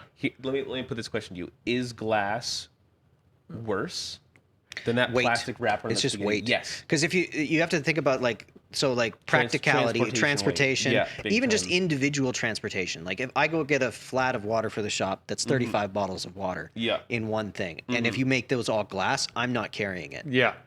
So Unless Kevin's gonna look carrying at it these means you're two. saving the Here, planet. Yeah, no, could be. because Yeah. Kevin's I'm a gonna look at these hero. two. Yeah. If you've got a 50-pound for 15 bottles of water, or he's got 10 pounds for 35, Right, and it's right. probably a little cheaper too. Yeah. guess which one Kevin's grabbing if he's in a Right. hurry. Yeah. Right. And that's where like even And just transport everyone's costs. in a hurry. But Costco's already hired people to stand at the door and boo you and throw rotten vegetables at you for buying the plastic one. Yeah, that's good. Yeah, we're gonna make it really like they're gonna have jester hats on. Why and would stuff. they sell you the plastic one, then boo you and throw tomatoes at you? Feels like Because they're they still want to gaslighting. make money. You know, They're like, it's not about- gaslighting you. Dare you? I dare you to get the plastic one, you cheap son of a Man. bitch. You get some free tomatoes out of it. We're on Just catch social 'em. media. We're all being gaslit. Yeah, of like course. every Of time. course. Every time someone famous starts complaining about trollers, I'm like, you're just being gaslit. Yeah, of Like course. you're putting content up there, which makes you money, and that's your income, and people are making fun of it. You're being gaslit, bro. Like, let's all chill out.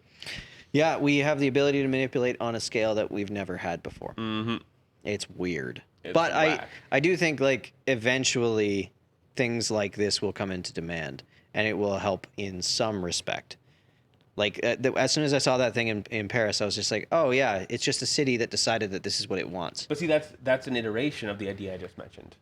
Yeah. It's a pretty similar. But that's where I kind of go like, I think the idea of the government doing it or the city government doing it are two very different things. Yes, true. Because like on a Municipal is much federal easier to level, make a big move. yeah, a federal level, federal programs don't make a lot of sense when it comes to socially conscious issues. Yeah. Because like, like Well, it's like the lockdowns.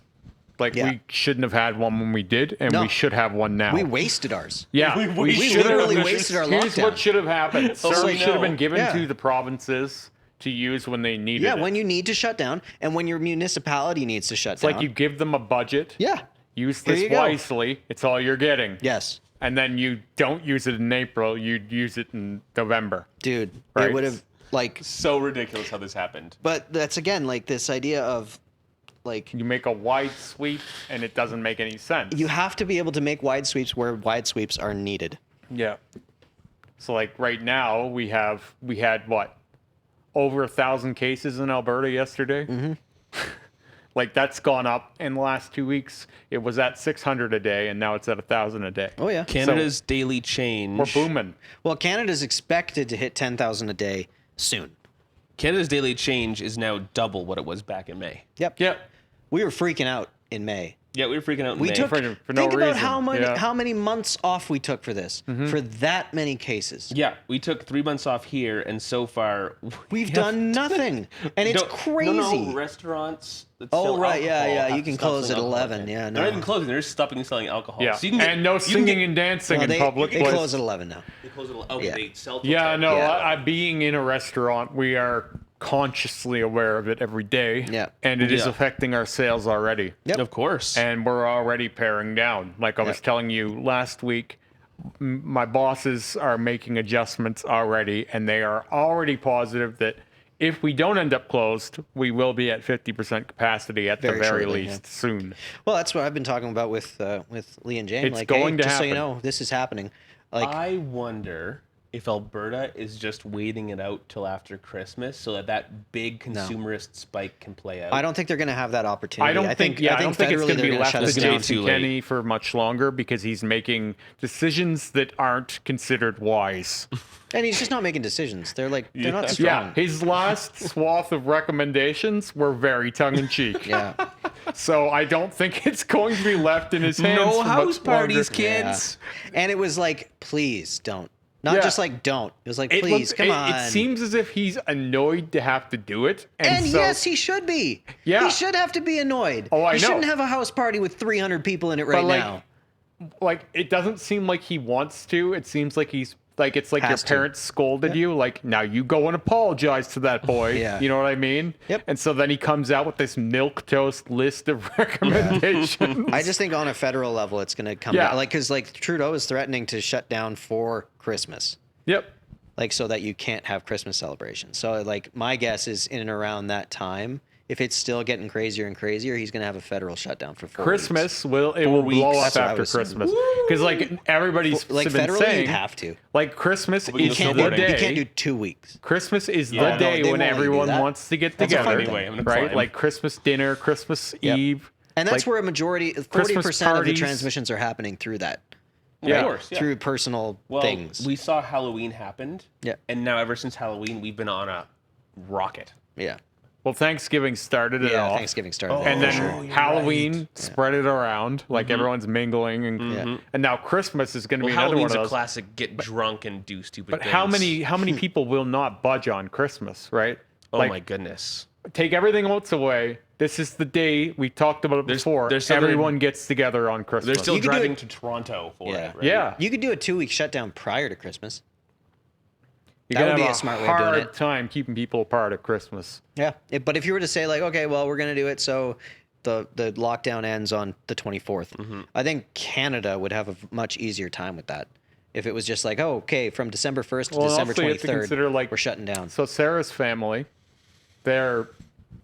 we haven't seen them at her mom's house since February. It's been that long because they're taking it very, very seriously. Yeah. Like as serious as anyone I know. And I joked back then, I bet you we won't see them on Christmas. And she was annoyed with me, like, that's not funny, Remy. Right? And now here we are, and I don't think we're going to see them on Christmas. Where are they from? I missed it. Oh, they live in Coaldale. Oh, okay. But like they're not getting together. They haven't been getting Right. together since February. So, Maybe they're just keeping themselves fresh for Could be. Christmas. but at one point, does it become more damaging to your mental health than your physical health? Oh, dude, we haven't even seen what this is gonna do to people's Just mental starting. health.